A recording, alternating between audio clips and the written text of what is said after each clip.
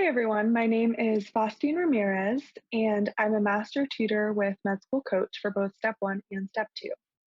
And today we'll be reviewing a Step 2 CK Pediatrics and Infectious Disease question. So let's get started and let's read the question stem. A 16-year-old girl is brought to the emergency room with 3 days of fever, headache, confusion, and sleepiness. She has no significant past medical history. Her family recently immigrated to the United States. Temperature is 39.5 Celsius, heart rate is 130, respiratory rate is 30, and blood pressure is 135/80. On examination, she is somnolent but arousable, oriented to person and place but not to time, and she has nuchal rigidity. Blood cultures are pending. A lumbar puncture is performed, and CSF analysis is shown here. What is the most appropriate pharmacotherapy? So I'd like you to pause the video for a moment and try to work through this question on your own before we tackle it together. All right, so welcome back. So let's approach this question together. So as always, the first step when we approach a question is to read the very last sentence. So to read the question itself. What is the most appropriate pharmacotherapy? So this question is going to be about selecting the most appropriate treatment. Then we briefly glance at the answer choices. So as we can see, these are all antibiotics. So before we even read the question stem, we have a bit of a clue about what this question is going to be about. This question is going to be about a bacterial infection because all the answer choices are antibacterials. So this is going to frame how we approach the question stem because we're already going to be thinking about which bacterial infection the stem is leading us to. So let's take it from the start. A 16-year-old girl is brought to the emergency room with 3 days of fever, headache, confusion, and sleepiness. So here we're going to be highlighting the key elements from the past medical history, the risk factors, and the presenting symptoms. She has no significant past medical history. Her family recently immigrated to the United States.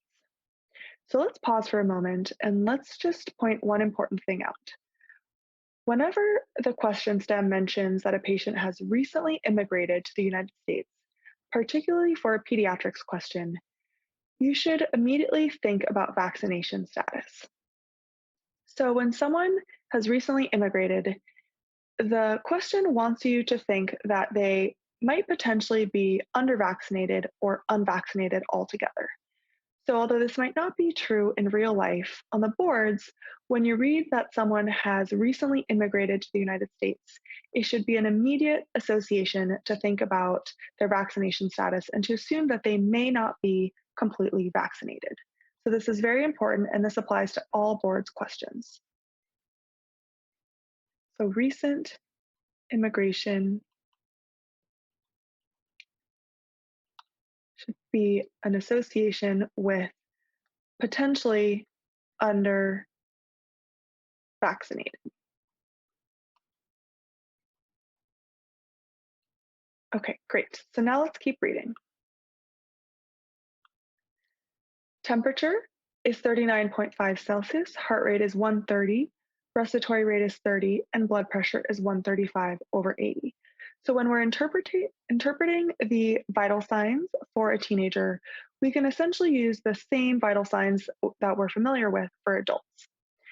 So I always recommend highlighting abnormal vital signs. I think it's really important to avoid skipping over vital signs that can be really important clues to what's going on.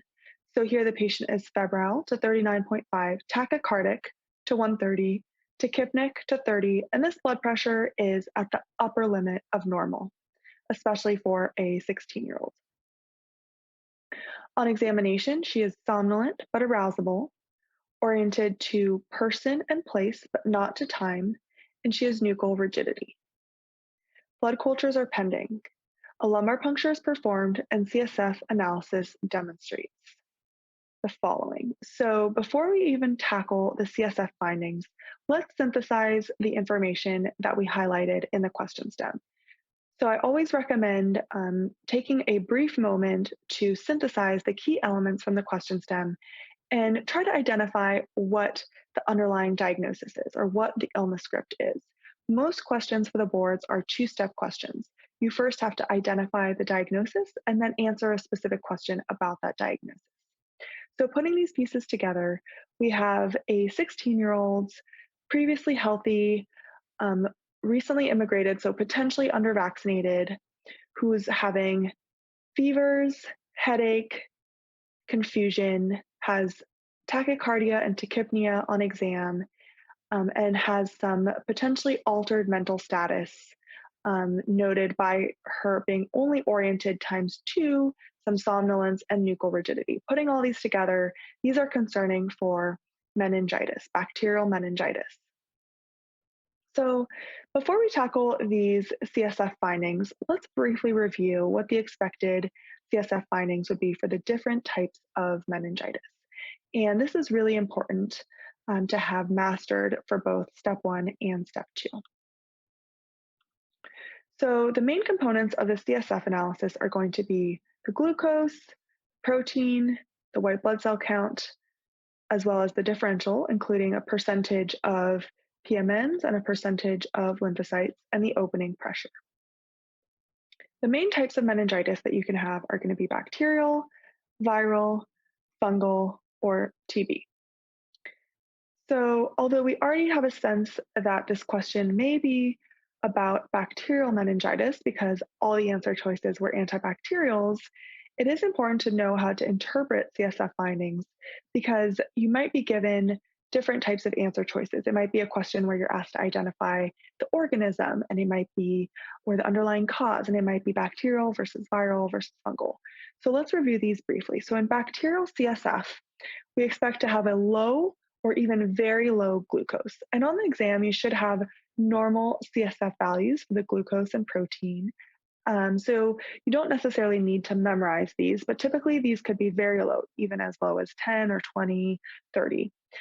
For the protein, it's going to be high, typically greater than 40 and onwards. It can be even much higher than that. But the normal value is around 40. And again, you get those values on the exam, so you don't need to memorize them. So low glucose, high protein, and the white blood cell count is going to be very high, typically in the thousands.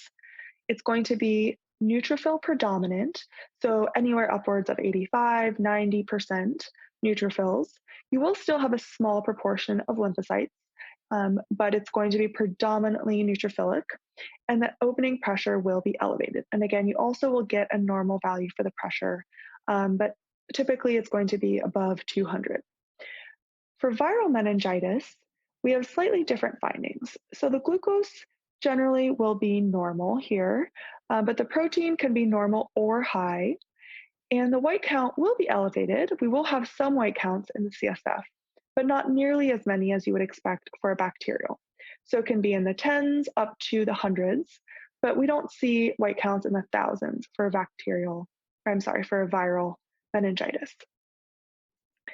The differential of the white blood cell count will also be different. Here, it'll be a lymphocytic predominance. We might have a small portion of neutrophils, but it'll be predominantly lymphocytes. And the opening pressure is variable. It can either be normal or elevated.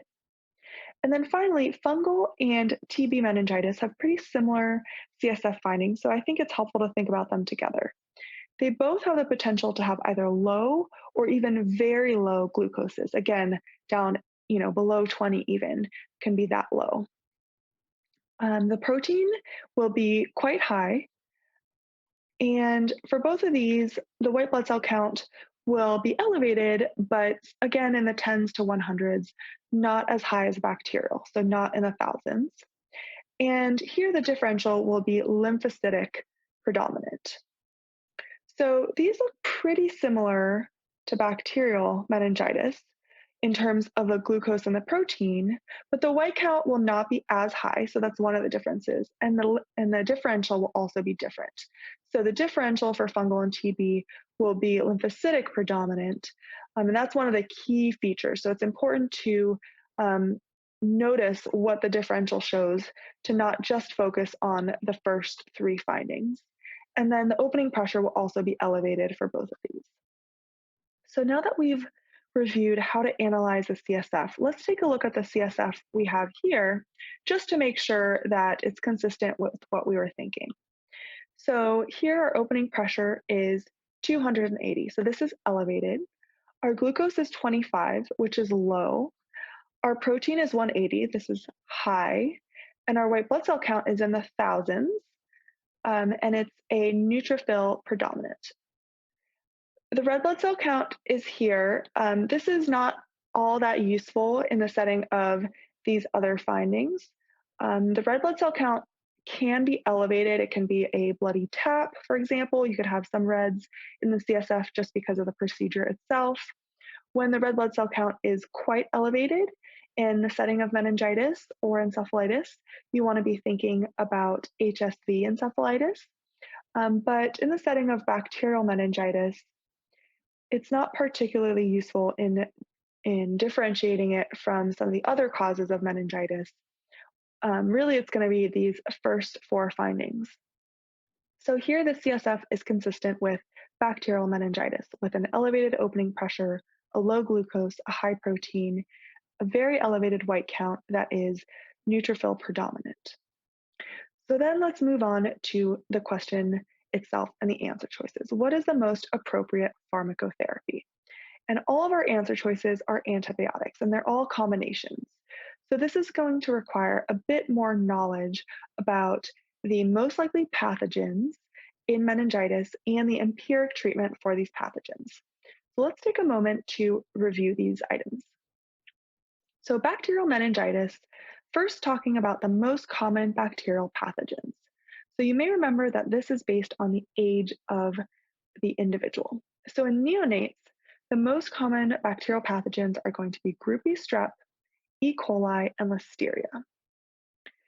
In slightly older children, as well as in adults, the most common pathogens are strep pneumo and Neisseria meningitidis. And this is where our patient falls. Our patient falls into this category. Now, remember what I said about the patient potentially being under-vaccinated.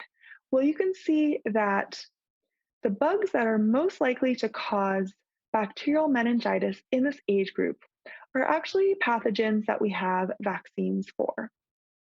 So remember, we have our pneumococcal vaccine that is a routine vaccination in children in childhood. And we also have the meningitis vaccine that is also a routine vaccination in school-age children, as well as a booster in the teenage years. So both of these pathogens could potentially be prevented by routine childhood vaccinations. Now, you could still get bacterial meningitis from one of these organisms, even if you're vaccinated, but it's just more likely if you're under-vaccinated or unvaccinated. So moving on to older adults that are greater than 50 years, we have the same two, strep pneumo and Neisseria meningitidis, but we also add back Listeria and other gram-negative rods, E. coli among some of them, as well as other gram-negative rods. So now that we know what the most common bacterial pathogens are, then we can take a look at the empiric therapy that would cover these pathogens. So again, it depends on the age because the bugs are different. So in neonates, the empiric therapy includes either ampicillin and cefotaxime or ampicillin and gentamicin. Amp and gen is typically the empiric treatment for early onset sepsis. Cefotaxime has slightly better CNS penetration. And so the combination of ampicillin, which covers Listeria, and cefotaxime, which covers both gram positives and gram negatives, is going to be the empiric therapy for neonates. Now, a bonus point if you know why we use cefotaxime in neonates and not ceftriaxone. Do you remember what it is? This may be tested. It's definitely a higher level question, but ceftriaxone is more likely to displace bilirubin from albumin. So neonates who are at risk of hyperbilirubinemia and jaundice, we want to avoid using ceftriaxone until they're about 30 days old, and then we can start using ceftriaxone or cefotaxime. So in the younger babies, we use cefotaxime to avoid hyperbilirubinemia. So then we move on to the next age group, which is where our patient is children and adults. And here we're going to use vancomycin and a third generation cephalosporin. And here you can either use ceftriaxone or cefotaxime. So make sure you're able to recognize both of those in case the more commonly used ceftriaxone is not one of the answer choices. And finally, in older adults greater than 50 years, we're going to continue to use vancomycin and a third generation cephalosporin, but we're going to add on ampicillin for better listeria coverage. Remembering that listeria, we add that on as a potential pathogen in older adults and elderly patients. So now that we've reviewed the most common pathogens and empiric therapy, let's take a look at the answer choices. So reading through these, we're going to cross a few off because of our new knowledge about empiric therapy. So AMP and GENT, we just learned that this can be used in neonates, but it's not going to be used in older children or teenagers like the 16-year-old patient. So we can cross this one off. AMP and cefotaxime, we also learned could be used in neonates. So again, not useful in this age group. Piperacillin and ciprofloxacin, this is not even a regimen that we would consider using in meningitis. It doesn't have the appropriate coverage, and it's just here as a distractor. So we can cross this one off. Similarly, piperacillin and ceftriaxone is not a regimen that we routinely use for meningitis. So we can cross that one out. Then we're left with vancomycin and 2 cephalosporins, and these both sound pretty good. And we know that ceftriaxone is the correct answer, but why is ceftazidime wrong? Ceftazidime gives us a bit of extra coverage in addition to ceftriaxone that we don't get with ceftriaxone. Do you remember what it is? So ceftazidime gives us additional Pseudomonas coverage. And although that would be important in immunocompromised patients, this patient has no significant past medical history, and we don't have anything telling us that she's immunocompromised. So in an otherwise healthy patient with no immunocompromise, we don't need additional Pseudomonas coverage for meningitis. We can just stick to the regular bugs, including strep pneumo and Neisseria meningitidis, and we know that the correct answer, therefore, is going to be vancomycin and ceftriaxone. All right, so that wraps up our question, and thanks for listening.